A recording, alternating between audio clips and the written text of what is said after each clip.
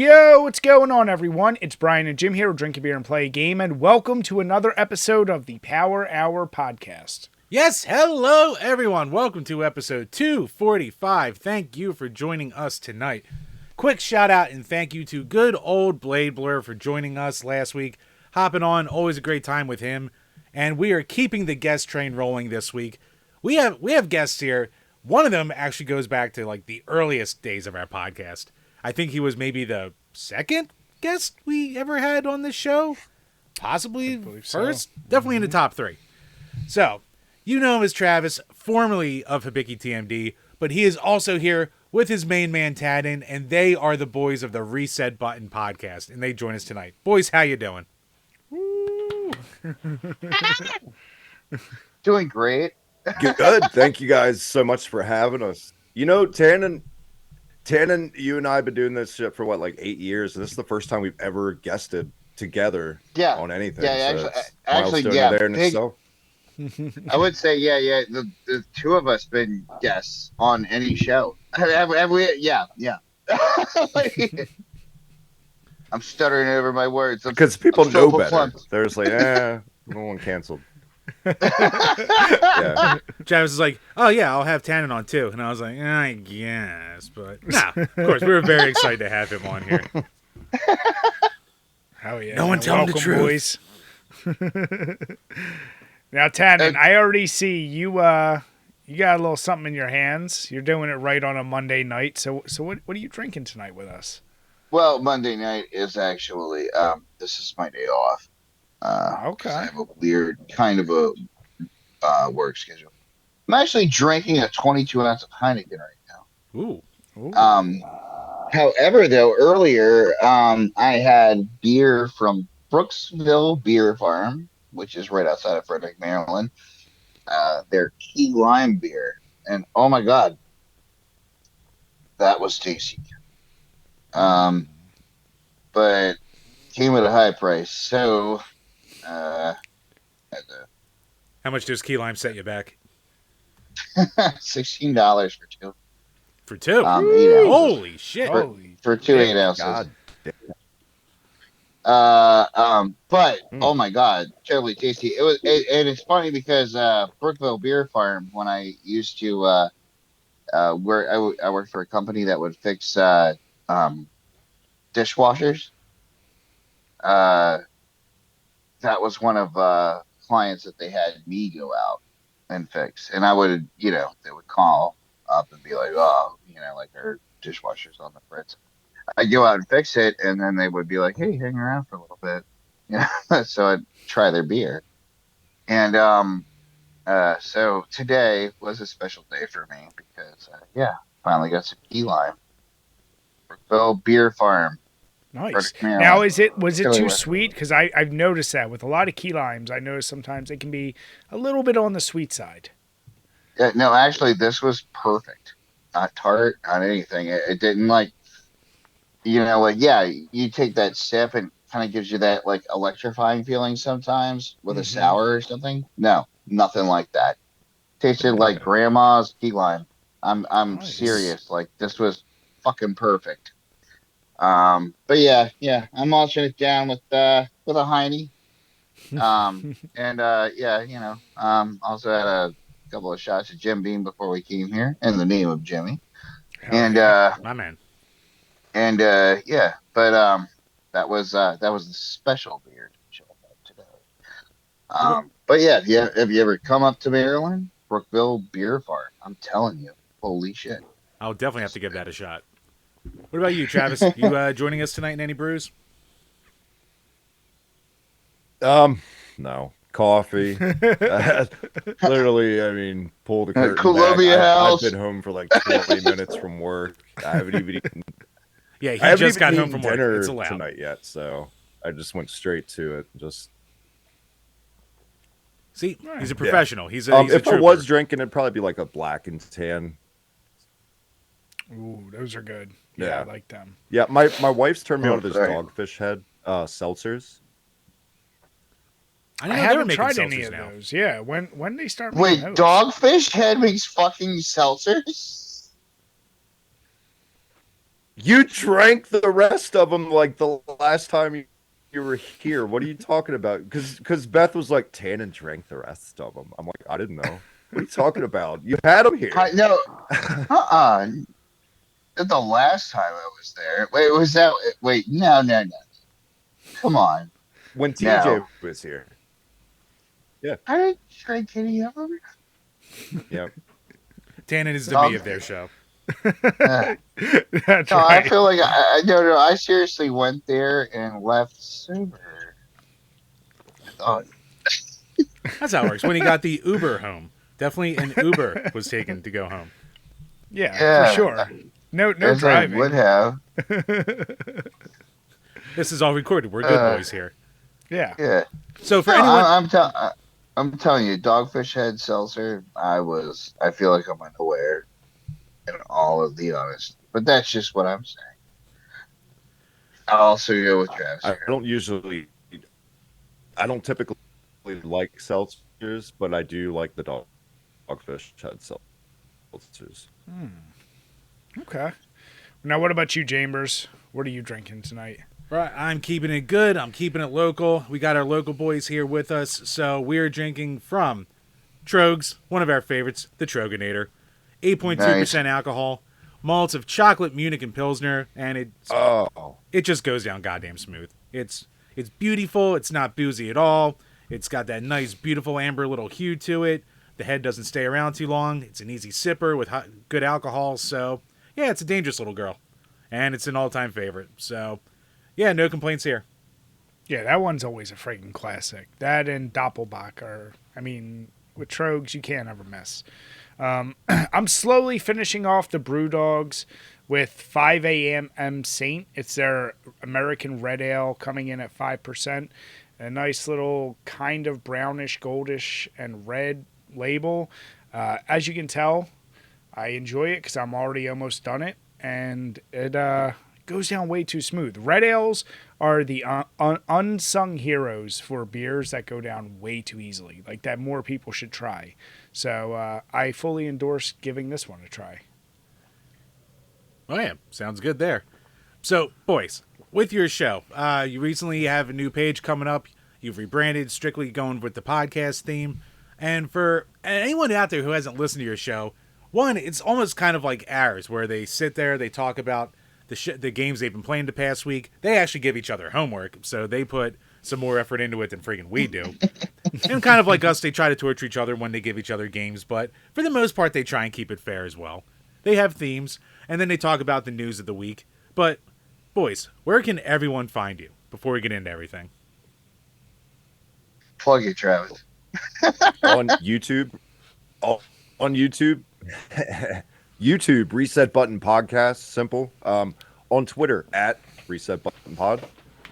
Yeah, we don't really have as much stuff as we used to plug. It's real simple now and super easy to find us.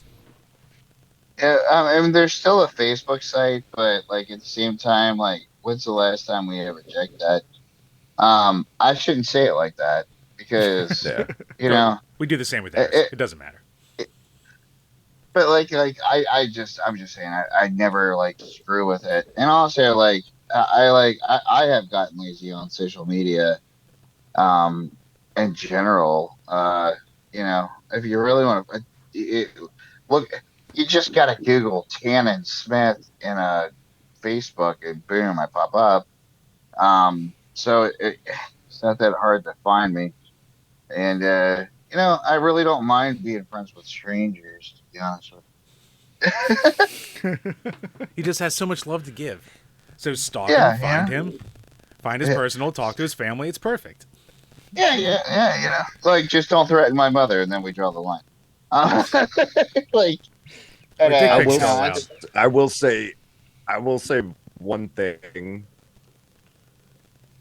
I'll say one thing about our channel currently. We're not as consistent as we'd like to be, but I mean, real life beckons and jobs and blah, blah, blah. So we try to buckle down more and be more consistent, but bear with us. We're not going anywhere. Yeah, it's just a little slow. We're working on it. So. We're working on it. You know, like, yeah, it's time, and time is a commodity. No, you don't gotta tell us, man. And real quick, we go I through the guess same shit all the while time. I'm in horror mode. If you're into horror movies, I also have Horrors of Hibiki with our buddy TJ on YouTube, and Slam Pigs podcast if you're into the Graps Pro Wrestling with my brother Mike. So it's all out there now. It's all a separate thing. It used to be under one banner, but c'est la vie. It's a little bit of everything, very direct. If you have one thing you like, there we go. Travis has niches for everything for you. Exactly. And I give credit to Travis for actually like putting it into. And like Travis and I have talked about, like I want to do a horror thing with him and TJ, like just to be a guest on that.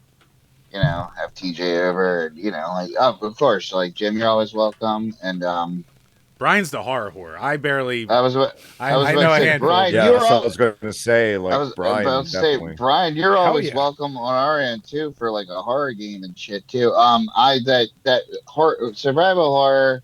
If you ever listen to our show, that's been my bread and butter. I collect those games, and I've got PS2 titles that like are just very obscure.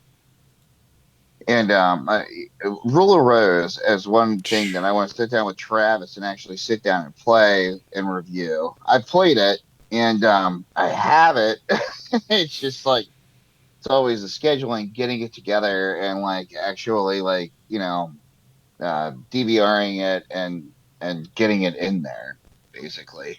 What, you mean you're not just going to give him a $1,000 game willy nilly? Just be like, here, you can take this, do what you want with it. It's fine. No. Some friend. And I keep that. It's just one of those things that, like, but I used to. I was talking to you earlier, before Travis got on. I used to have a setup that would be a great background and everything, and like just shit kind of hit the fan. However, though, I feel like everything's kind of turning around. But yeah, and also, you know what? On that note, I would trust Travis with a said game like that. He is my best friend, so I don't think he's just gonna like run off and be like, "Oh, you made it." But wow, Brian, must be nice to trust people like that. I still have your game. I still have your game. What are you talking about? Yeah, you have one of the games. I got a replacement copy. I don't know what you're bitching about. You didn't get me nothing. I didn't say I got you something. I got you a degree, all right? How about that? Blah. Details. Damn, he paid for your education. Yo, I'm the game. Yes, paid for. That's the story we'll go with. But boys, on your show, you talk about the games you've been playing recently, the past week, stuff you give each other. What have you guys been up to lately? Me on my end, it's actually. You go ahead, Tannen. I don't care. You already said me on my end. Go. You. Well, on my end, it's just because of like being busy. It's actually super fucking embarrassing what I've been doing. So here we go.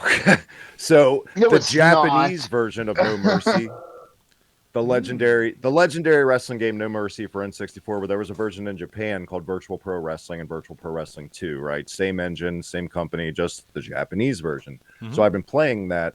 It was for it. I'm going to go super nerd wrestling on this for 2 seconds, so bear with me. For those that don't know, it was an All Japan Pro Wrestling company was the company that like represented in the game. All the other federations were in it, but they're called different things, and like people's attires are altered and they look different, but it's still them and their movesets. So all their edit attire is in the game.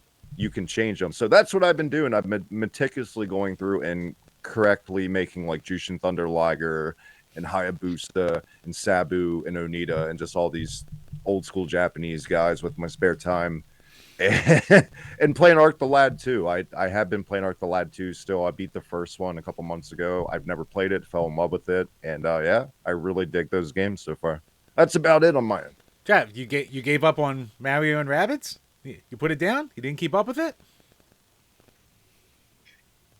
Yeah, it's slow, man. Like, it's good. It's just, yeah. No, dude, it sounded like you forget you have, and you're like, oh shit. Yep. Same thing happened with me, because when I was listening to your last episode, I was like, It sounds like he's going to go through the same thing I did, where you play it for a little while and then you put it away and you don't touch it for like 3 years. And then you come back and you're like, it's kind of fun. And then you just kind of plow through it enough to beat it. And then by the end, you're like, all right, that overstayed its welcome. It's one of those games, too. The more hours I put into it, I think, why the fuck does this exist? Like, why am I even playing? Like, I don't know. It's weird playing that game. That's not a good feeling to have with a game. Like, it's definitely way better than it had any right to be. But yeah, I agree. The whole time, you're just like, why is this a thing? It's just like XCOM for kids, basically. So if you dig those games, it's a dumbed down version, right? I mean, that's fair to say. No, it's like a perfect description. I think that's basically how I described it. I was like, baby's first XCOM. Damn it, Jim. What? Yeah. What about you, Tannen? What you been up to? All right, so recently I discovered that my local first off, let me start this out with this premise. I got a Xbox Series X for Christmas, but I don't feel like buying games. So I was taking the kids that I work with to the local library, and I discovered, holy shit, they actually let you check out games. There's games. There's a whole. It's like going to Blockbuster, but you're not paying anything for it. It's fucking amazing. So I started, getting games out from there. What are you laughing about? Free fucking rentals, motherfucker. Like, I'm telling you, your local library probably has a boatload of them. But anyway, it was like I'm so happy for you laugh. Anyway, though, I did play through Dead Space remake, which was amazing. I was a huge fan of the original, and then to go into that remake was, all they did was just add a bunch of side quests, but it did look and sound great, whatever. But from the library, though, I started playing the, and I don't know if you could necessarily call them games, but the, come on, the dark anthologies, anthology. Dark Picture Anthology. Mm-hmm. Yeah. Yeah. So I started picking those up, and I played House of Ashes, which I will say was actually a pretty cool fucking interactive movie. I liked the ending that I got. I only ended up with 2 characters at the end of it all, but you know what? I was happy with it. Returned it. Now I'm playing Devil in Me, and so far that's a cool game too. Like, I don't know, got to make choices when you're getting, stalked by a serial killer based off of H.H. Holmes. Jesus, like, it's a really intense fucking game, actually. But House of Ashes, I feel like that's become cool. In the past few years. I feel like that's become your bread and butter genre, and like especially the past 4 years on our show. You love these choice-based games. Well, growing up, I loved Choose Your Own Adventure. Like the books that you would get. Yeah. You flip to page 32, and you fucked up. You're dead. That's the end of your story. Like, and so like getting these games where like the replay value for it, if you really think about it, is good, because if you keep everybody alive, it's a completely different ending. I got but I was playing it too, and I got like a rare achievement as I was playing it on Xbox, House of Ashes. And I'm like, how is that a rare achievement? Like, I guess someone playing it is a rare achievement. Yeah. Like, I guess I just fucking like made these choices, and this bitch is just like, oh, like, I'm not spoiling the plot there from what the M. Night Shyamalan twist that we got going on. But all I'm saying is that like, like it was a really cool game to play. So I went ahead and got the other one. But yeah, Travis is right there. Like, the make your own choices storyline games. I mean, shit, I've dug those since Heavy Rain. Yeah. But I don't know, that is what and Super Mario RPG. I finally got back into that earlier this morning a little bit. The remake, and I will say it's so much easier than the Super Nintendo version. Um, my mom had to have eye surgery earlier this morning, and I almost finished the game there in the waiting room. And I'm like, what the fuck? Like, I feel like, great, the original one was easy, but this is just hitting it to you. So, I'm not complaining, but at the same time, I'm like, ah. You're sitting there like, $60 well spent. You know what? I did buy it when it came out, so now we're months later. So I guess I've gotten my time out of it. No, yeah, and the other game I'm playing is just throw it out there. Need for Speed Hot Pursuit Remastered. Been playing that with the kids that I work with. They've gotten really obsessive with unlocking all the cars, which I'm down for that. That's cool. And watching them adapt to it and drift and stuff, and now they're asking me if they can drive my car. No. No. Yeah, big no. But they unlocked the Dodge Challenger, and they're like, "Oh my god, look how I can handle this!" And I'm like, "Yeah, you're not going to handle my car in any way, shape, or form ever." Look, people learn to fly planes playing video games. They can do it with your car. It's fine. Just let them do it. It'll be fine. Right. Bear in mind too, these are kids that are on a different level. They're great. But yeah. Nice. So you've been hitting up lots of games. Now, Chambers, I'm sure you're on the opposite end of the spectrum. How? What one game have you played? Same as last week, goddamn Bionic Commando. I'm trying to get good enough that I know when I sit down to do the actual capture session for it, that I can just get through it and not have to game over and restart and do a bunch of bullcrap all over again. So I'm just about done my second playthrough. So this week I'll sit down and record it. I still don't feel like I'm getting that much better at it the more I play. I just hate the goddamn arm mechanic. I'll get into that more once we get to the review. But I don't have the nostalgia for it with the NES like everyone who seems to love it does. So it'll be an interesting review. So we'll get there. We'll get there. What about you, Bri? Yeah, I finally beat Duke Nukem 1, and yeah, That's awesome. It's aged so poor. I mean, so a little backstory, Tannen. So I said the DOS one, not 3D, not that. So that's what I was thinking was the DOS one.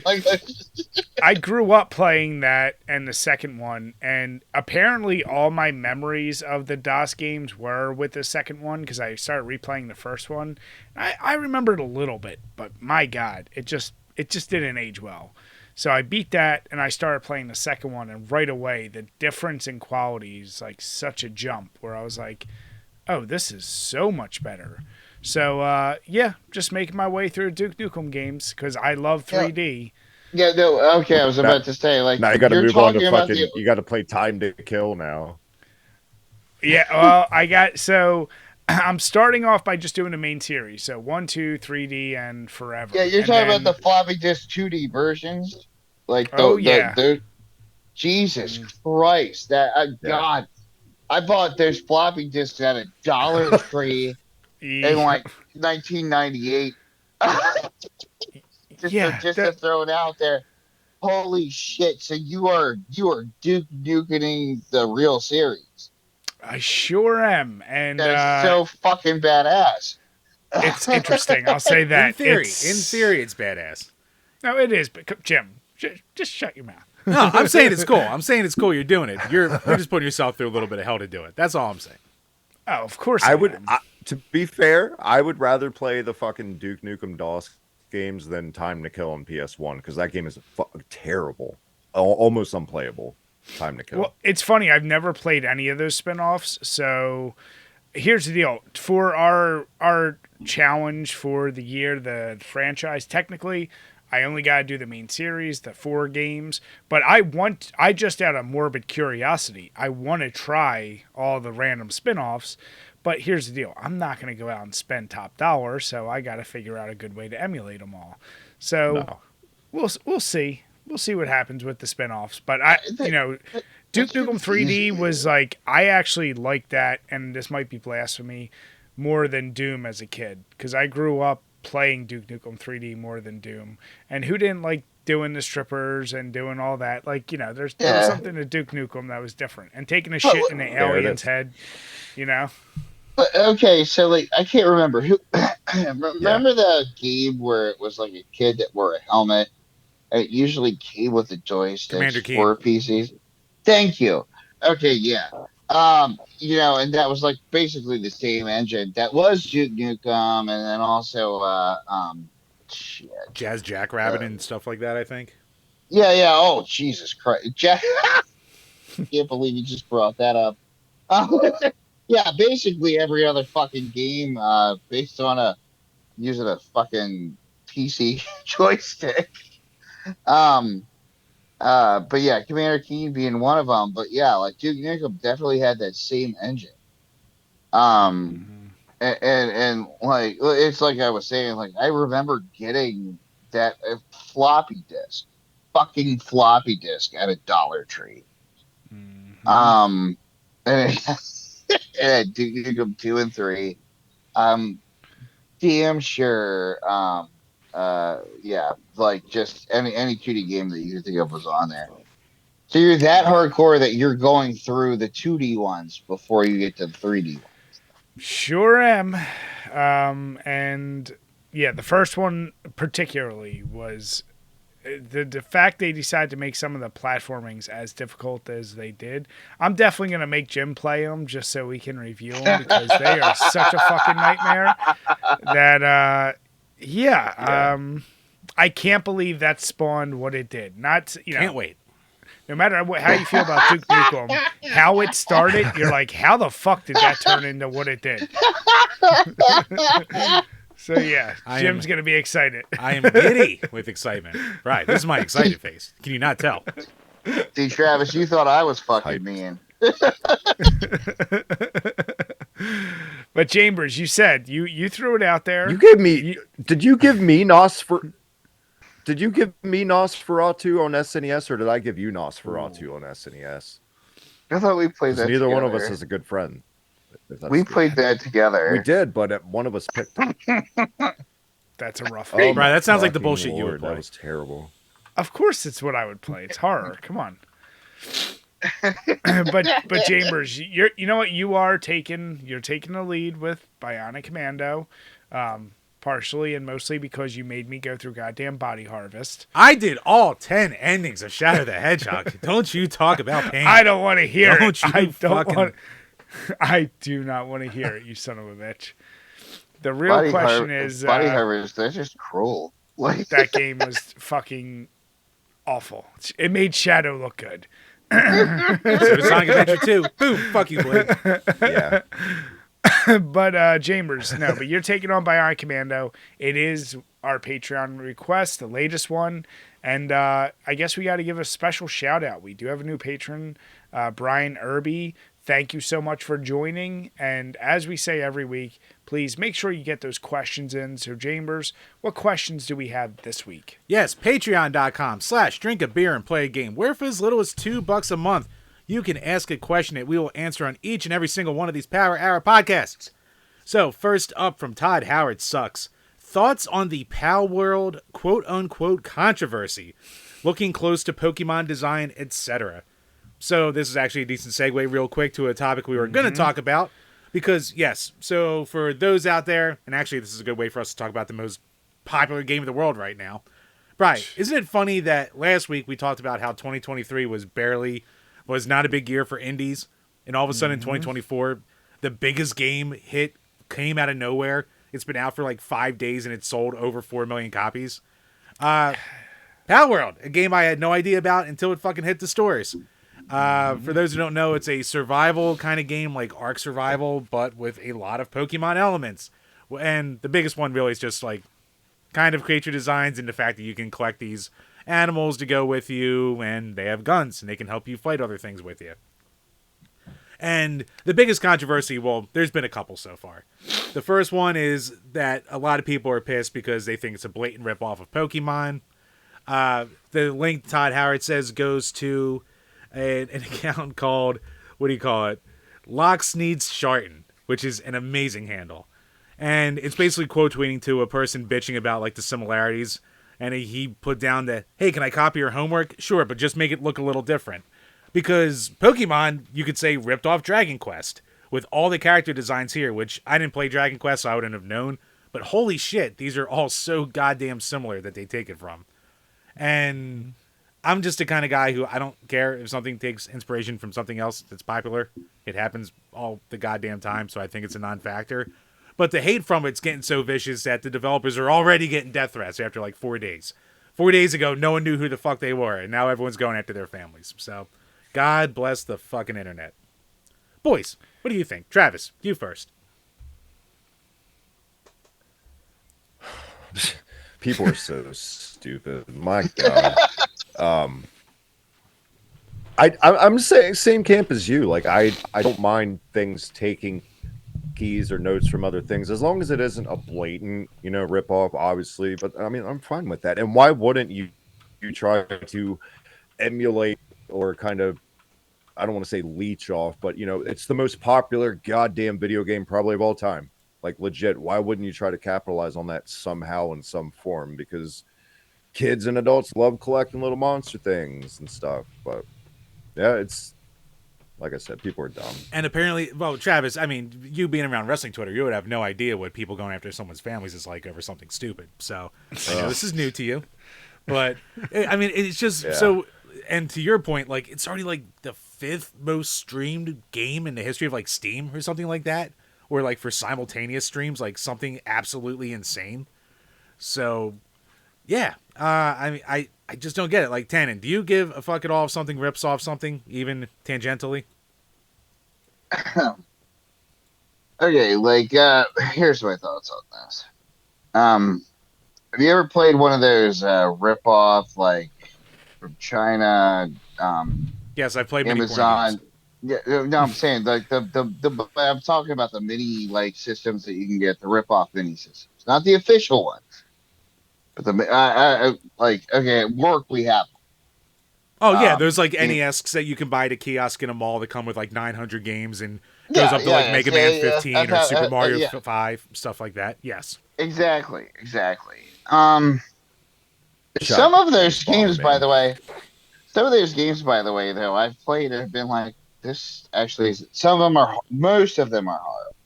However, there's some of them I'm like, shit, this really isn't bad. Like, I like this.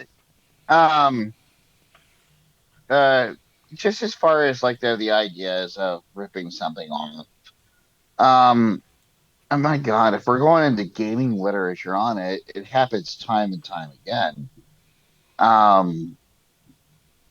Do I really give a shit about it? No, I don't. There is a later factor that I know that's coming up on the show that we are going to talk about that I major shit about. But as far as like a concept, Pokemon, but yet we have Digimon. Just don't jump down my throat about that I threw both of those out there, but let's fucking face it. And wasn't Monster Hunter out before Pokemon too? If we're going to talk about ripoffs? Yeah, if we really want to talk about ripoffs, but not necessarily though for Americans. It exploded over here because of Pokemon, but like like just every concept, it all has a pissing contest with it. But I don't know. What are we comparing? Flintstones to Jetsons here? Like it's just like that's a bad analogy. Actually. I mean, honestly, this applies to almost every aspect of life. Like, I mean, I'm a chef, so in kitchens, I mean, you take a recipe and you can enhance it and make it your own. You take elements, or you're influenced by another recipe. Obviously, songs, big time music. Exactly. God! As long as the company, as long as this company doesn't paint like a fucking yellow little electric dog named like Mikachu, then we're good. It's fine. Like, dude, yeah. Like, I mean, is Peter Griffin Homer? Like, shit. Like, there's so much bullshit over like rights on creative shit that like there is a line that needs to be drawn sometimes.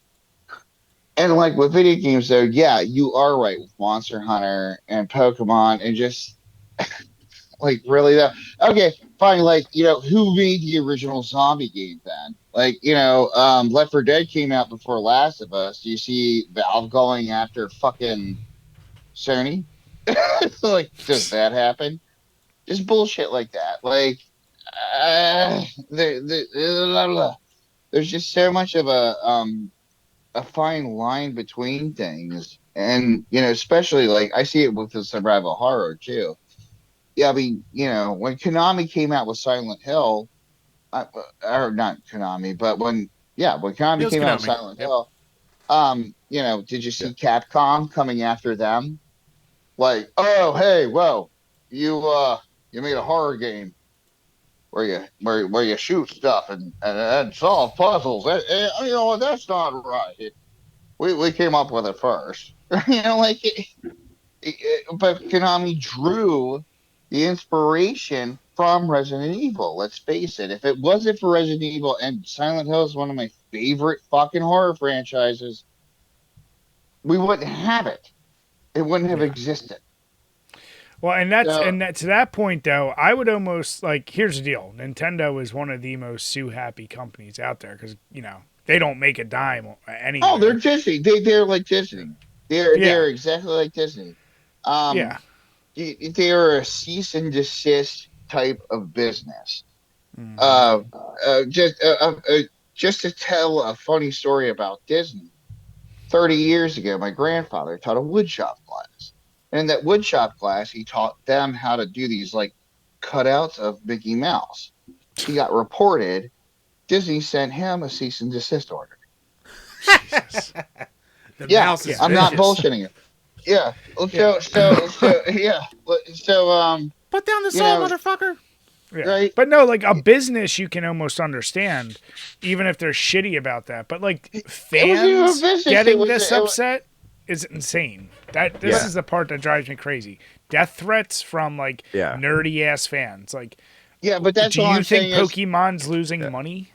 All I'm saying is 30 years ago, he was teaching a collegiate wood cutting class, and Disney came after him. Think about how Nintendo is now 30 years later. And it's real. It's real. I look at it this way. It's real simple. Don't play the fucking game. Just play Pokemon. Stop. Well, exactly. What? Or maybe they can change it up and be different by making a game that's good at this point, which Pokemon hasn't done in a while. Yeah. Touche. I haven't played one since Soul Silver, so I can't talk. I just hear the bitching online, because that's my plot in life, by being the fucking Twitter guy. Oh, every day's a blessing. I haven't played since Red, so I have no room on it, to be honest. Just imagine the thing you just played, but 1,000 more of the same. And enjoy. But Todd Howard, thank you for the question. We appreciate it, bud. Yep. And next up, from Michael Soto. Next up, have you guys had a chance to hear IGN's complaints of the new Suicide Squad game? They complained about the superheroes being too superpowered. They complained about the superheroes being too superpowered. My question is, has IGN become the Rotten Tomatoes of video games? Because even though the game looks awful, them thrashing the game makes me actually want to buy it. Brian, we'll start with you. Here's the deal. I actually saw the game and thought it didn't look bad. I haven't played it, but IGN, I don't know. I'm at the point where, does anyone really rely on them to actually make a game purchase? Like, I don't at all. Like, I could give two shits less. They're going to give everything a 8.5 and above that they were paid to play, and everything else might fall a little bit more. But how many times have we had stories of their reviewers and other places like that like don't even play the game for more than 20 minutes and then decide to give a full review on it? And they're like, it was too hard. Or exactly. They have a bias.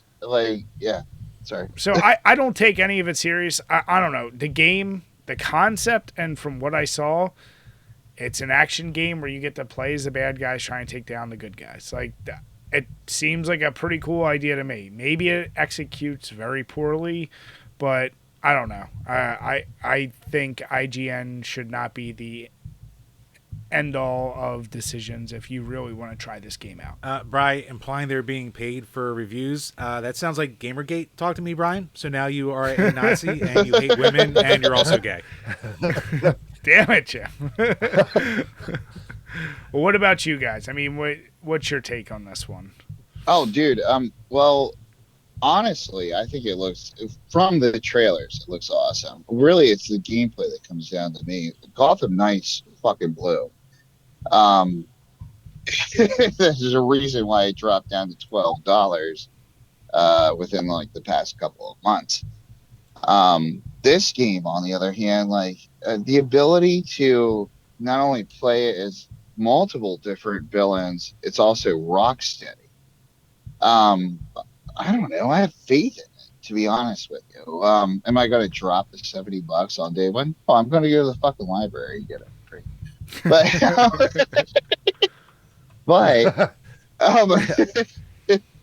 But my sole opinion of it is first off, this is Kevin Conroy's last bow. So that means a lot to me. So I really want to play it. That's a personal thing to say. However, though, sorry, I'm smoking a cigarette while I say this, which is non-professional on a podcast, but whatever. You rat. Right. The fact, though, is, though, like, it looks pretty cool. And, you know, like, what I get from it is, what I want from it is like, okay, remember how GTA 5 you could switch between characters and stuff, like in a moment? I get that. My understanding is in a single player mode, you can do that while battling the fucking Justice League. Mm-hmm. And to be honest with you, I have a deep hate for Superman. I think he's a prick. What? Yeah. No, I hate Superman. Man has the fate of the world on his shoulders. Everyone expects him to be a god and to come in and save the day. And Tannen's like, he's boring. Yeah. You know what? All-Star Superman, fantastic trade, by the way. Go ahead and say it. He's a fucking alien. Amazing. And he fucking, but like with the altered evil, like, I know that the twist is that Brainiac's controlling them.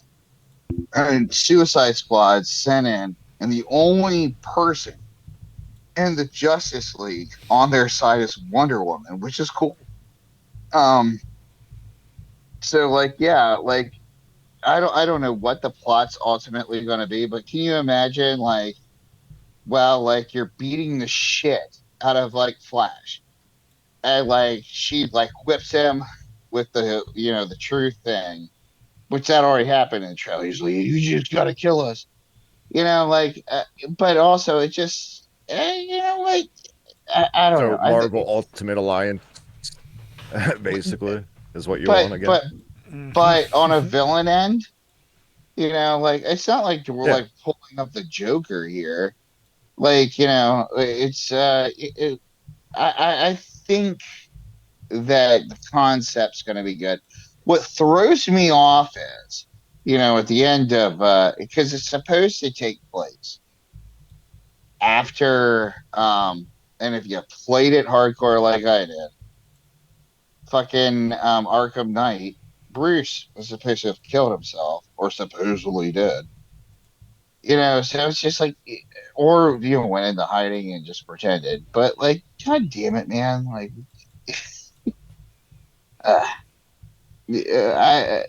storyline wise, I'm a little bit thrown off. Yeah. However, though, I do like the concept of, like I said, switching between characters, using all these other abilities to fight Green Lantern. Like, okay, like, so I can be, Deadshot and like get Green Lantern on his weak spot, and then have Harley come around and just beat the fuck out of him. That sounds fun to me. Yeah, being a live service and all that stuff too, it kind of throws me off from doing it. Like, they could have just made a cool game with a cool campaign that you play, but of course they have to shoehorn as much money and bullshit into it online as possible. Yeah. That's the only thing that's showing me off is I'm hearing shit about loot crates and shit, and it's just like now I'm throwing off. Yeah, exactly. Like even going back to like Star Wars with Battlefront. I fucking went and got the game. Midnight released the first one, and then it was just like loot crates and mini transactions, and it's just like apparently this game has the same bullshit, and that's where I'm like, I'm not feeling it. State of gaming these days. But I want a good fucking supervillain story and everything, but I don't think they're gonna do that. Right. It's just. Yeah, they're gonna fuck it just like they did our. What about you, Trav? Has IGN ever swayed you either way on a game? Hell no. Fuck IGN. I'm still on the too super powered for a superhero game. Now, does that mean the difficulty is it like a Kirby superhero game? It's like a baby game. Is it not difficult enough? Are there difficulty levels? Like, I mean, it can be that can break a game for me sometimes. I mean, if a game's too easy, it's just boring. And that's why as far as me being hyped to play this, I'm just saying that's why they claimed they didn't go with the Superman because they said it would be too easy. I just think for me personally, the entire comic genre, unless I'm reading a comic, I'm so burnt out on the shit anyway. I never played the Avengers video game that flopped on its ass like a year or two ago. For me, enough is enough. With superheroes, they've just gotten all the juice out of the goddamn lemon between games and movies for me. So I'm in that phase right now where I just need to break from it, any of it, like Spider-Man, any of it. I'm just burnt out. Yeah. No, know the feeling there. So it seems like we're all in agreement here. So fuck IGN, as usual, as we always come back to on this show. That wraps up the Patreon questions for this week. So I want to once again thank everyone out there for all the support. And if you're listening on YouTube, iTunes, or Spotify, head on over to any of those other platforms. Make sure to get those subscriptions. Make sure to, even follow, subscribe, hit the bells, all that bullcrap, leave reviews. Anything you can do helps the page. Yeah. No, thank you guys. We truly. Yeah, but enough about talking about IGN, because talking about IGN's tiring. And after a while, it just becomes brain numbing. And yeah, when I get brain numb, I've seen myself go back to Magic Mind once again. So Brian, we had a great episode last week. Our buddy Blade Blur came on, but we know two things that happens every time we have a show with him. One, it might be going a little long, and two, it will be going late. And, of course, we go through these big countdown lists, so it takes a while to get through 20 games and give our opinions. And he's also a West Coast boy, so there's that nice 3-hour difference. Mm-hmm. So we're not starting until after, 9:30 at night, getting done by after midnight. I get up for work at 5:30 in the morning. It's a brutal time. So, once again, as I'm in work, I am just dragging all kinds of ass. I just can't get out of this funk. I even have my coffee with me in the morning. It's doing nothing. But then I remember I planned ahead this time, thought maybe lightning can strike twice, and I once again brought my Magic Mind with me. I poured it in there, mixed it around with my coffee, drank it, and once again, like Popeye with his friggin' spinach, within an hour, all of a sudden the fog was gone, my brain was actually working again, all that matcha and all those natural chemicals, well, not chemicals, all those natural ingredients that they have in there, all mixed together. And once again, it doesn't give you a super jolt. It's not like drinking a stupid energy drink. It's not like doing, taking truck stop pills or anything like that. It's literally just something legitimate that you mix in with your coffee, and it's just a nice natural enhancement. You don't even need your coffee. You can do it with your water, too.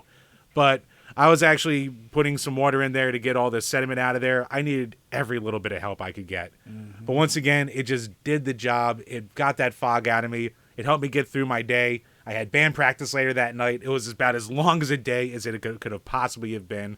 And yeah, it could have been disastrous, but thank God I had my Magic Mind with me and I was able to get through it. Yeah, no, I mean, as I said, my sad day was when I had already used up my supply. And yeah, I definitely noticed without it, there's no it's not like, oh man, I'm jittery for it. It's kind of like you lose that boost. And yeah, regular coffee's fine, but the little boost you get with that, like, see, I always have mine actually right before my coffee. And that seemed to be good for me. I tend to prefer to just take it straight, and I actually always put it in the refrigerator. But like Jim said, plenty of people, they mix it with tea, with water, with coffee. I liked it just because I've sworn off every other type of energy drink, and I don't like what the feeling gives me. So if any of you want to try it, please make sure go over and try it now, especially before the end of this month, because you're going to get a whole month free.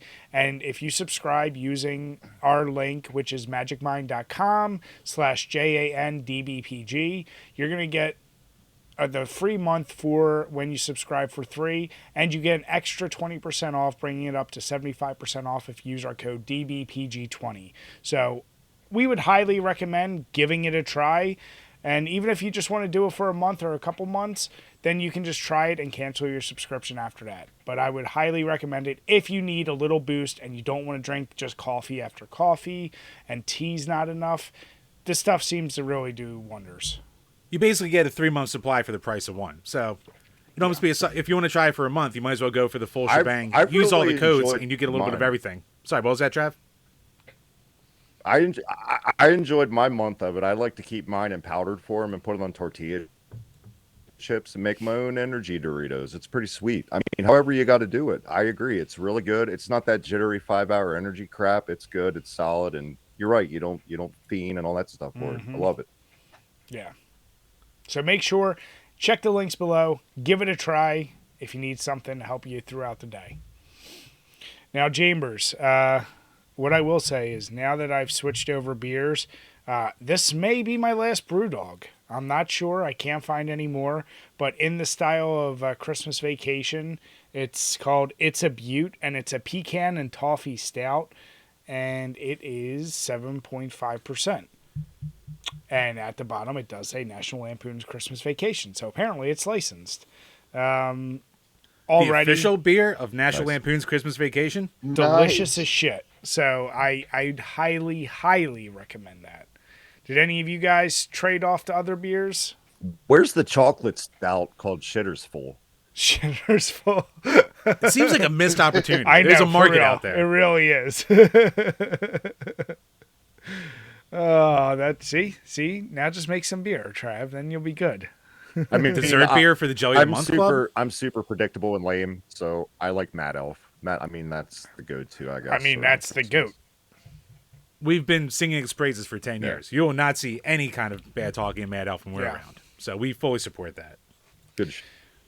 But Chambers, actually, you talking about bad talking, something we previously covered, and it's the hot topic of gaming, of art, of everything right now, anything technology related.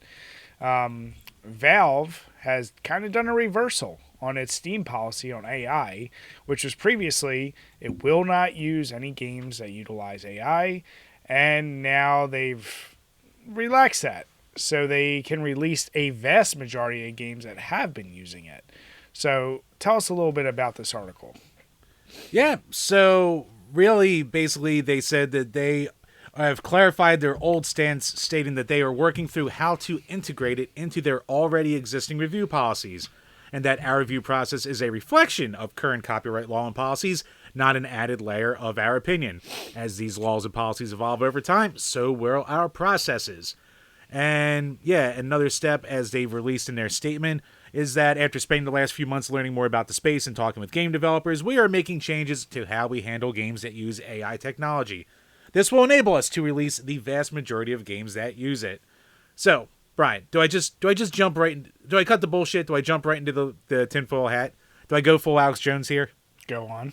We know what it is. It's two things. Do it. One, they're fucking lazy. And I'm sure with how little they ever took care of their storefront and stuff like that, they were just being flooded with AI garbage reproduction games.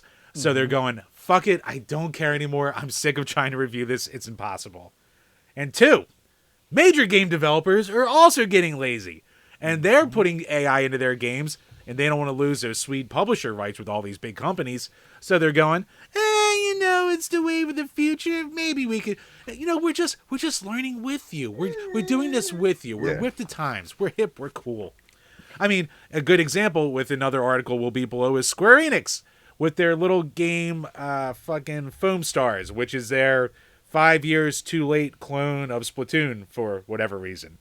And apparently it's using AI assets, which they claim is, it counts for less than 0.1% of the art in the game, but it is there. So, yeah, I see this as nothing but Valve going, fuck, this is happening anyway, just let it go. Let me ask you guys a question. All right, so every time AI pops up, it tends to be about, like, the controversy tends to be around art, right? Like, so whether it's generated characters, art, music, or, like, voice actors. But let me ask you this. What if they are using AI to help generate code?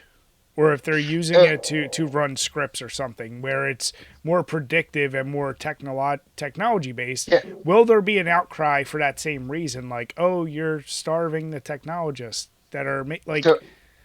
I don't know. What do you guys think? A technologist, you said. That's right. Yeah. It's someone funny who dabbles in technologies. Good wording, Brian. It's funny that you bring up some of the stuff that you said. So my girlfriend is an English teacher for high school, and she also teaches college class. And as far as AI goes, these students have attempted and tried to use AI to write their essays, to write whatever book report, like just whatever you could think of, and they hand it into her. Unfortunately for these kids using it, and Travis, come on, like I know you and I would have been smarter than this back then. I plagiarized. I just would have not done the work like I did. Yeah. But I wasn't doing it anyway. Fuck it. But like, all I'm saying is that, like, yeah, when plagiarizing, I would know damn well that my teacher would know that I wouldn't use certain words, so I would rewrite the bullshit. You have these kids that are just copying and pasting and handing it into her, and she's just like, bullshit. Like, she doesn't have to run it through another program at all, with the knowledge that, dude, you don't. First off, you don't articulate yourself that, like, personally like this. Second off, like, there's no way in fucking hell, like, you can't even barely spell, but you're handing me this bullshit.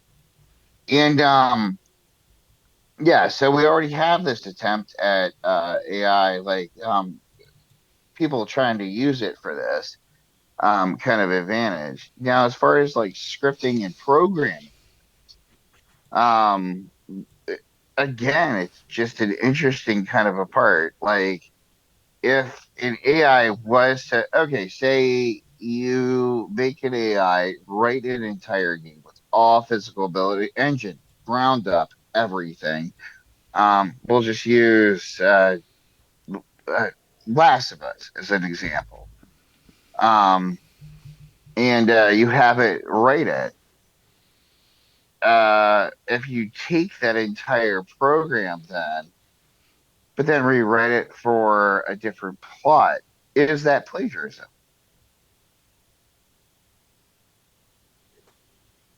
You have the stage there.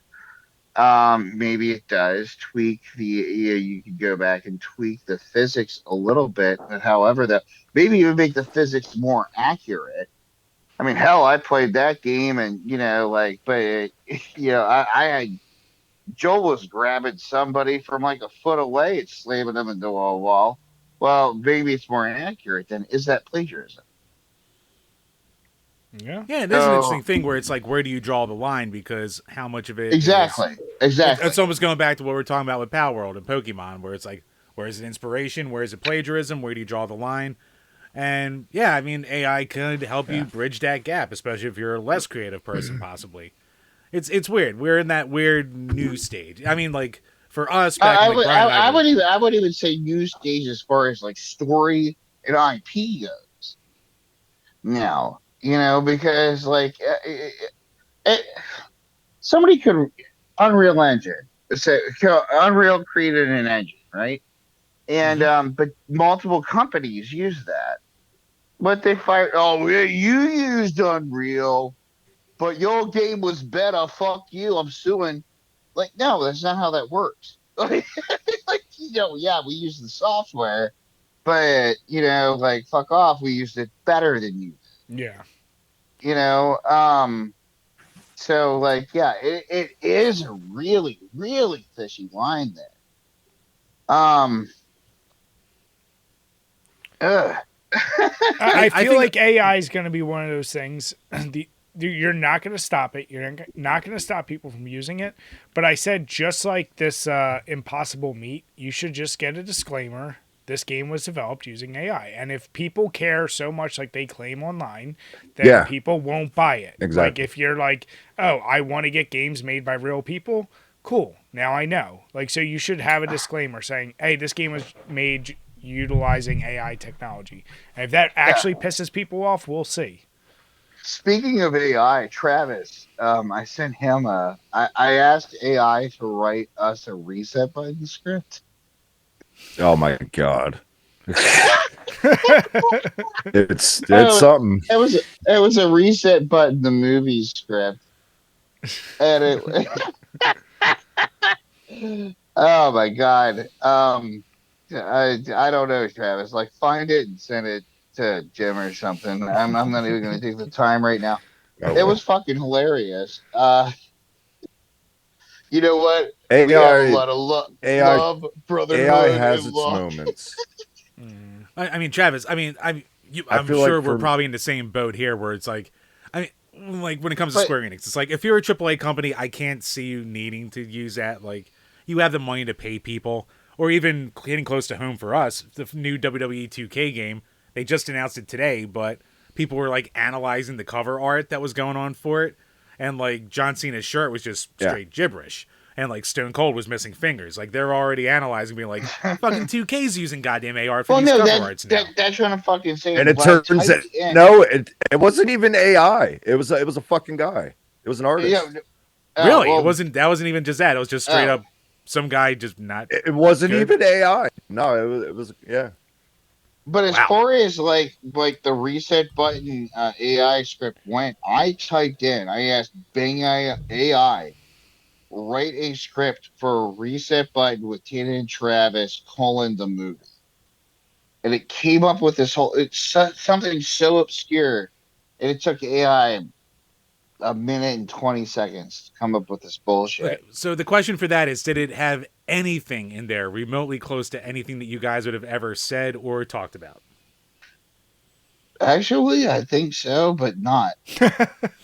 Like it put us in a Travis, if I remember correctly, I don't feel like tapping on my phone right now, but it put us in a gaming tournament to go to E3. It was a fucking movie. It was terrible. It was terrible. To be honest. But it sounds like the quality of any YouTuber movie. Let's put it that way. So it sounds like it did its job, really. But it did though, which was scary. Yeah. Because how in the fuck does it even know where the fuck Freevee. We are? We could have been on Freevee. Could have been Freevee. We're already on top YouTube streaming on Tubi, perhaps. But that's what's scary is. With me, that, AI. Like, look, how the fuck did AI even know who we were?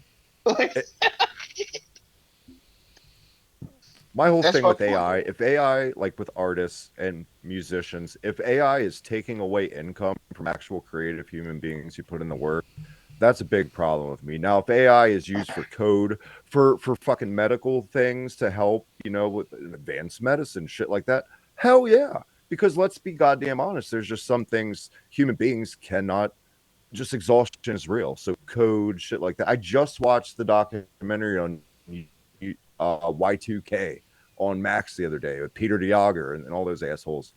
The amount of fucking work those programmers did could have been saved tenfold with AI had it been around. I think it's such a fine line when you talk about AI because you're going to offend somebody. It's inevitable.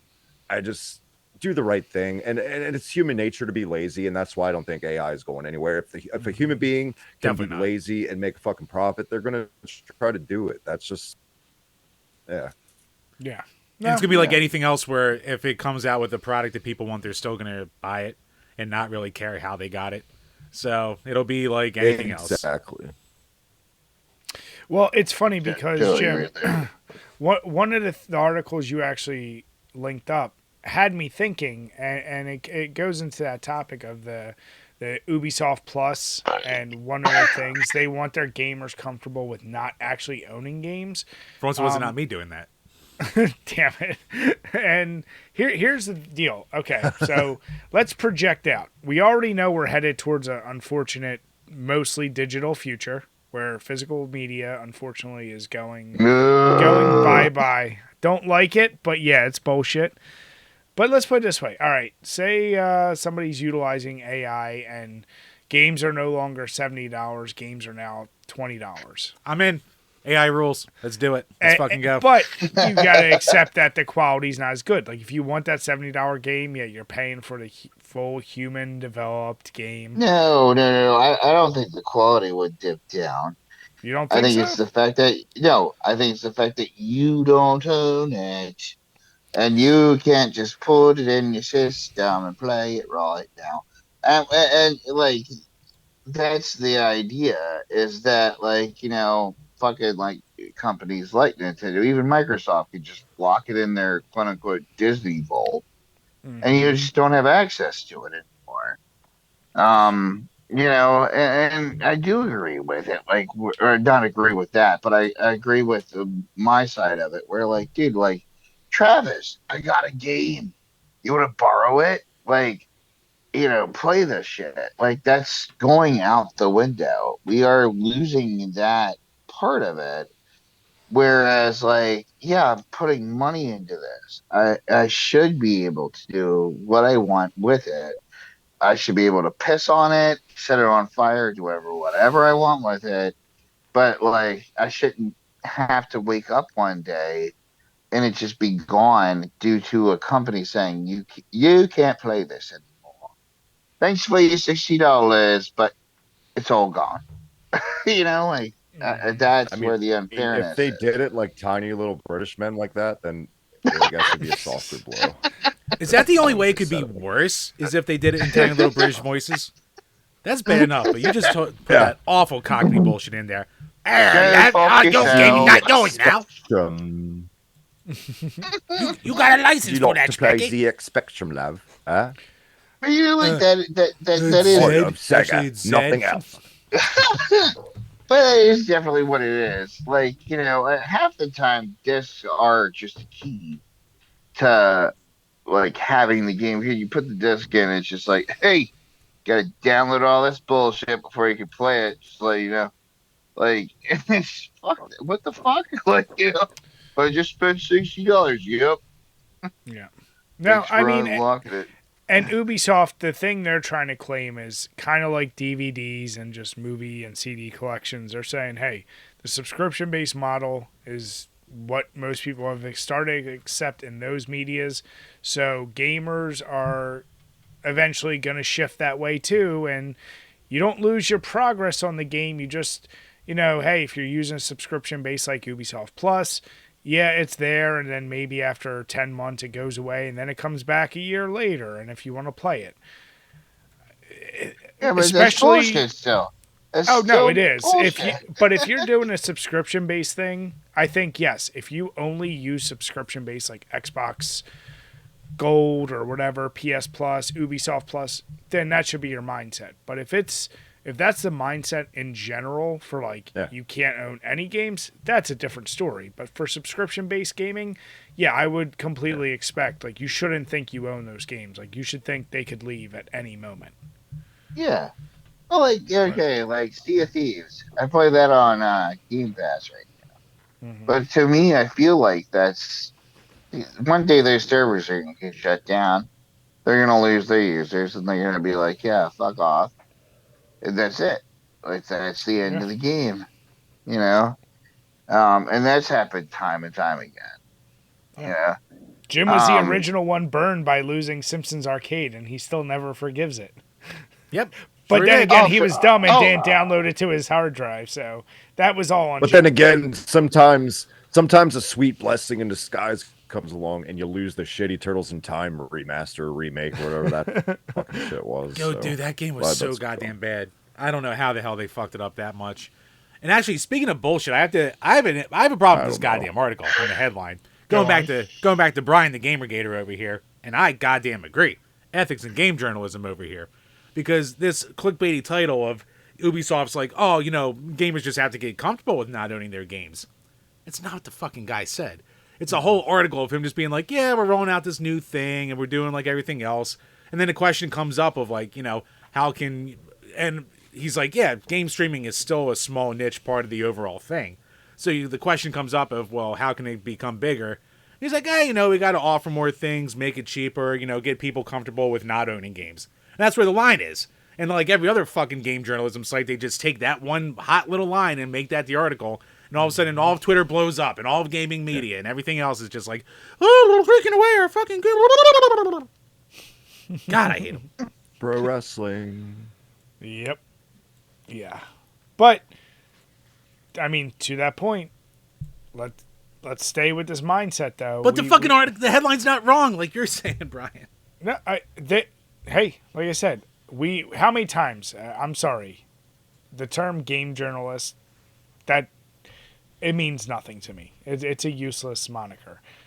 But what I was just mentioning, Chambers, and you posted this here, it was a little tweet, and it's something our buddies from Gaming Off the Grid have been covering very extensively. We've been talking about it. We talked about Best Buy removing physical media pretty much left and right. And overnight, Walmart, really.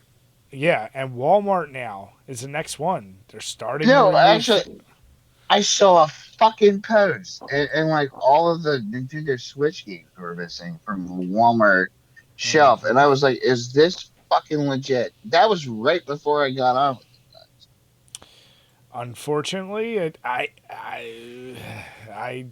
where there's smoke, there's fire. It seems like, as we've heard, there is a notorious thing that Walmart does where they go on crazy and they have clearances where you can get games Walmart's for been 3 fucking me cents. in the ass left and right. I collect fucking Lego minifigures and the new series, both stores. They're like, oh, they're in stock. I go inside. There's no motherfucking minifigures to fucking be found. I ask an employee, I don't know.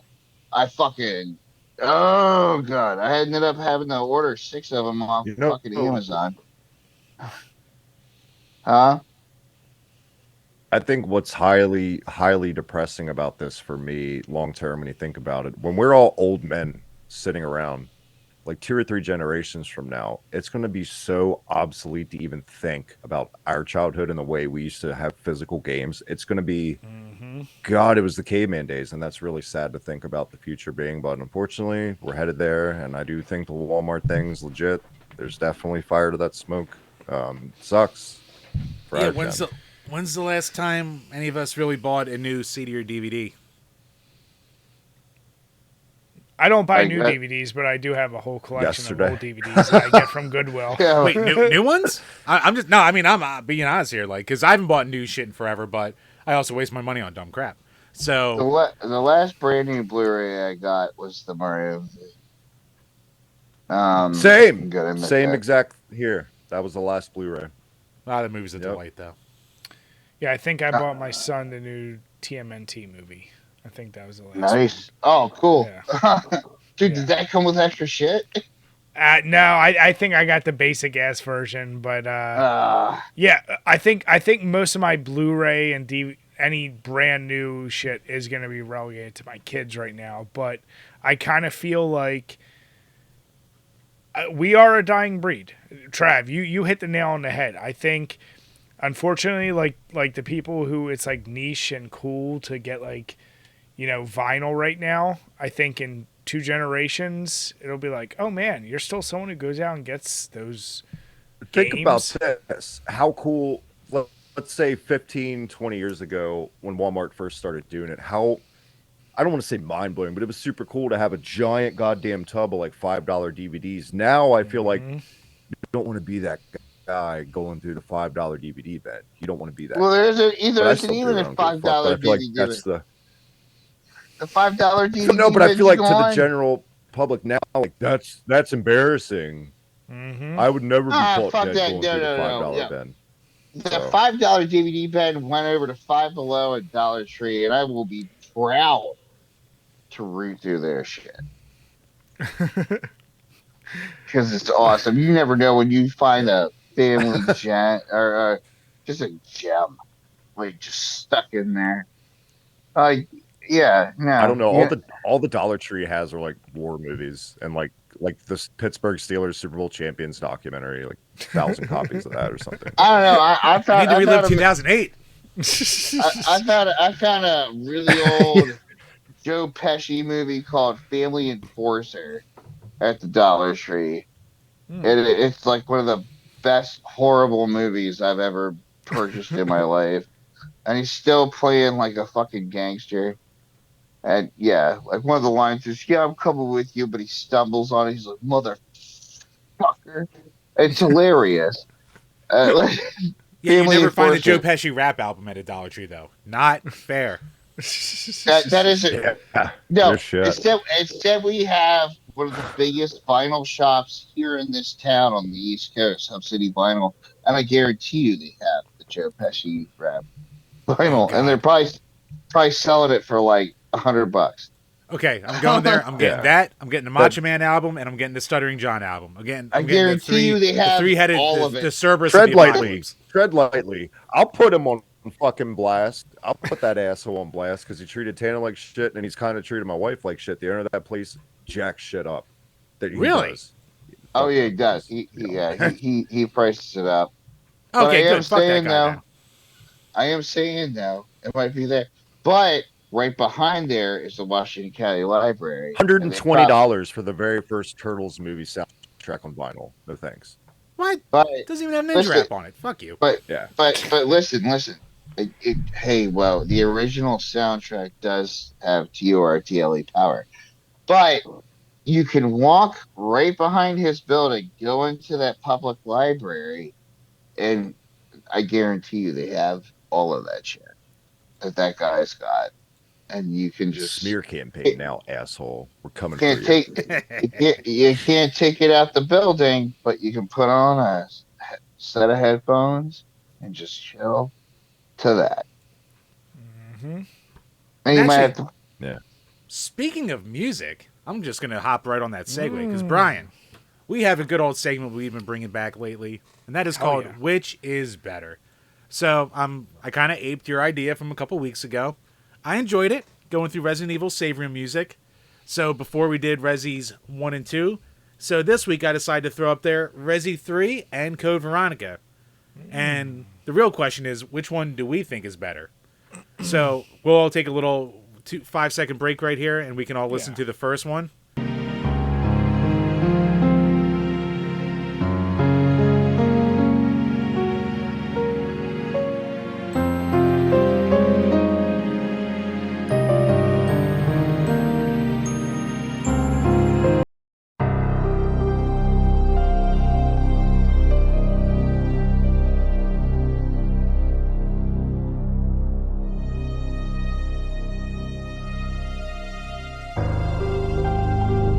All right, so boys, we're going to start with Resident Evil Code Veronica. First thoughts before we compare the two. What are your thoughts on the Code Veronica save room? Any nostalgia, any thoughts in general? For me, not really, because I didn't get into Code Veronica till way later. However, though, still, every save room has this relaxing tone. Mm-hmm. Where you just kind of, like, it's a sign of hope. Yep, absolutely. But Code Veronica doesn't stick out to me as much as the others, so I am going to put that as my least. Okay. What about you, Trav? I love Code Veronica's save room theme. I think it's great. It's one of my favorites. I guess there's my answer between the two. I'm going CV on it. Already going there. Okay. Yeah, see, it's funny. See, with Code Veronica, so much of that game is there's like it's so like kind of opera based in its music, and it throws it off. And I'm glad they didn't go that way, even with the save room. I think what throws me is the random assortment of bells in there. Because that's when I was listening, I was like, this keeps throwing me off as I'm hearing it. But it's I like fine. how Brian was listening to it and he's like, is that a bell? And then like you hear the dings. It's like, of course it's a bell. What the fuck else is that going to be? I'm just like, why the fuck are there bells in this? It throws me off. I mean, Chambers. Ding. Is that a harpsichord? Don't you dare. It's Chambers, supposed to Oh, be is that snare drum? while you drink your fucking Truly, you and me both feel we're not It's big delightful fans and of your delicious and goddamn- refreshing. You and I aren't the biggest fans of Code Veronica. So what's your feeling on that save theme? I'm kind of with Tannen where I have like no nostalgia for that theme. Like I'm listening to it and it didn't ring any bells. Oh, you fuck. Huh? No, but I did not recognize it at all. Granted, I haven't played Code Veronica since the first time I played it, like 20 years ago. So it's just one I never felt the need to go back to. But so yeah, between the two of these, I was like, yeah, it's good. And it's got that, luckily between these two themes today, and really like any classic Resident Evil save room theme, it's a very simple piece where it's just you have the piano structure, you have keyboards in the background, and then this one added on a third sound channel with the bells. So, yeah, I mean, it's a solid save room track. It seems actually more uplifting than most of the other ones have been that we've looked at so far of Resident Evil. Like, it's almost overly calming, whereas some of them are, like, still a little somber. This one's just like, ding, ding, ding, ding, ding. Yeah, it's like church. When I play Code Veronica, get to that fucking moment, it's church. And I don't know, I never got feel that fisted in way. Code Veronica, but All I'm saying is that like with the it's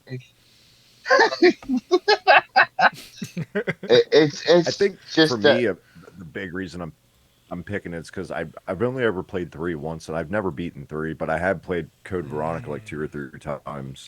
So And maybe, a lot of these choices, Trav, to your point, they're going to come down to nostalgia. See, me, I'm going with 3, but my bigger reason for 3 is, once again, that bass hit, that really deep piano track when it starts, it reminds me very similar, and I know they developed Resident Evil 3 with 2. It reminds me a lot of that Resident Evil 2, once again, police station theme. But it sounds like it's kind of remastered. But the thing is, with Resident Evil 3, that game I remember feeling so much more like freaked out because you're being chased by Nemesis. So in that game, when I first played it, and I was like, oh fuck, he breaks through walls. Like, does he come through the save room? So when you got in there, there was an extra sense of like, am I actually okay? Because it was still, there was still a little bit of like ominous. I see that. Yeah, whereas Code Veronica, like, I didn't feel like, I was like, oh, I'm completely fine. I remember feeling, Code Veronica was more of an action game. Yeah, for sure. Versus, like, the other ones. Like, it definitely was more of an action, like, run-through versus where the other ones were, you gotta figure out how the fuck you're gonna do this and make sure you got shit with you. Like... Don't be carrying the wrong shit. Yeah, are you packing a lunch for work? You were working Veronica was just like throwing your shit constantly and just, like. But then again, it also comes down to that argument the first time we did this, where it's like, is it nice to have that dichotomy there with Code Veronica where it's so nice and soothing and just like nice to have a break from the overall, like, granted, Code Veronica is less scary and dreadful than a lot of the other ones, but still, it is still survival horror at the end of the day. So is it nice to have that break instead of having Resident Evil 3's where it's still like fucking more misery, even when you're supposed to be relaxing, you can't relax. Yeah. Well, Trav, you're Code Veronica, right? For sure. So I'm Resident Evil 3. Yeah. So Jim, where are you at? I'm really fucking torn on this one. Because both of them... Wait. Let me stop you. Because you're drinking a Truly. Your vote doesn't matter for anything. So, Tannen, what is your vote? Raspberry. let's even go back to one. No, it's Tropical Punch.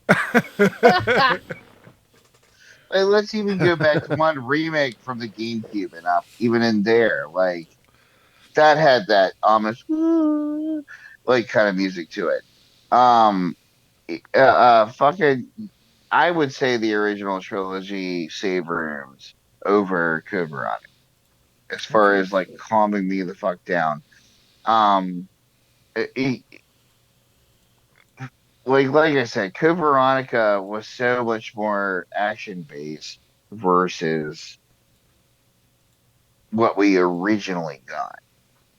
And it now if getting to the remakes, what's funny is you can open up a fucking door and here comes like your goddamn giant person like and I love those mods where like X gonna give it to you is playing as he's getting close um but you still duck back in and it's still that same theme. um I do vote the original trilogies, especially over Code Veronica. That's just me. All right, Chambers. So I'll let you get your vote in. What's yours? I hate to leave Trav out to dry here, but well, that's all the time we got. So, oh, sorry, mother. Fuck. No, it's fine. Just move on. No, go ahead, Jim. No, I have to go with the gut. I think I like what Code Veronica's does more, but I just like the composition of 3's more, so that's what I'm going with. I barely have any nostalgia for either, but yeah. 3 just hit me quicker. I have more nostalgia for the original trilogy. Code Veronica, like it's putting a banana next to an orange.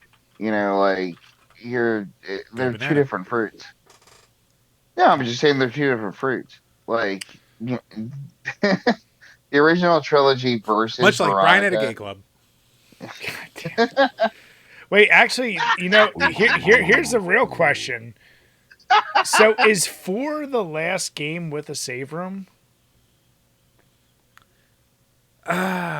Shit. You might, because I forget. How did you save in 5? Did you just save wherever? I thought like by that point it was 360. Before remakes? Yeah. Yeah, like I'm not counting the remakes. Yeah. I'm saying like once the game sequentially went on. The original run. 5 didn't. I think you're right. Have a same room. I know that you're right because 5 had that dependent co-op bullshit going on, and I will never forget. Didn't. Yeah. God, I will never forget. And Revelations didn't. No, Revelations did not. Good call, Brian. Correct. Well, well, that's what like it's funny because I'm just thinking like out loud like so really the save room theme ends with 4. But, like, then you could throw in the remakes, but most of them are just the originals a little touched up, right? Like, so... Yeah. They sound better. Yeah. But as soon as you, like, push open the door, there's thump, thump, thump coming at you because motherfucker's just out there hanging out. Mm-hmm. But you can't catch me. You just, like, wait for him to thump away. All right, well, listen, Resident Evil 3, that's the winner for tonight, but we want to hear from you guys. What do you prefer? Code Veronica, Resident Evil 3, which save room do you guys prefer at the end of the day? Obviously, there's not that many more left. For some reason, I thought there were so many more, but yeah, ends with 4. So we'll have to figure out something for 4 to go against. We're going to be like 0 versus Survivor. I guess. What are you, 0 versus 4. That's 0 versus 4 is going to be the last one. Yeah. Hey. Wait, you could bring the fucking GBA one into it. What are you, put some Gaiden in there? Don't you dare. I'll take it for a nice price. Gaiden versus Survivor. But boys, the real question is, we really want to say, first of all, thank you so much for coming on. But where can everyone, one more time, where can they find you? Where should they subscribe? I think the real question is, what are you, boy? What are you selling? I'll take it for a nice price. Dude, thank you guys, first and foremost. Yeah, thank you. Yeah. This has been awesome. And I know I ran a lot, but yeah, go ahead, Travis. Reset Button Podcast, YouTube. It's that simple. Just hit us up on YouTube. Look for the Super Mario Brothers-esque logo done by our amazing friend, our artist, at Broken Optics on Twitter. Also, if you're into horror movies, I have a horror movie review podcast, Horrors of Hibiki on YouTube. I am so rusty at this. I used to be the fucking man at this. Now I'm just bush league. And if you're into pro wrestling and all the sweaty little graps, Slam Pigs podcast on YouTube, 3 separate channels now spread out, not just on Hibiki TMD.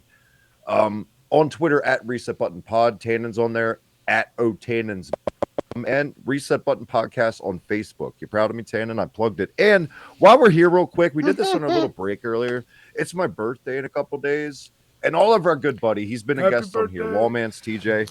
He sent me. I got to shout him out for this, guys. He sent me this gift in the mail. I just opened it tonight. Spawn issue 1. Thank you so much, dude. What a pal that guy is. Shout out to you. Yeah. Hell yeah. And guys, this was a blast. Thank you guys so much for having us, man. No, thank you guys for coming on. We truly, truly appreciate it. Always love seeing you guys. Tannen, great to have you on again, even though we talked about the one time we lost all the footage previously. It was good to have you on this time. But with that, nice guys. Nice to be with you. Hell yeah. We want to thank you all so much. Sorry Jim had to switch to a goddamn Truly. I don't know what's wrong with him. But make sure if you haven't hit subscribe, please do that. Hit the notification bell. Make sure you follow these guys on all the links below. And if you're listening on Spotify or iTunes, give us a 5-star rating. And even if you want to tell us how silly Jim looks drinking a Truly, let us know and we'll read it on each and every one of these Power Hour podcasts. With that, we want to say have a good night, everyone, and cheers. Cheers, everybody. Later, brothers. Oh, fucking Terry showed up.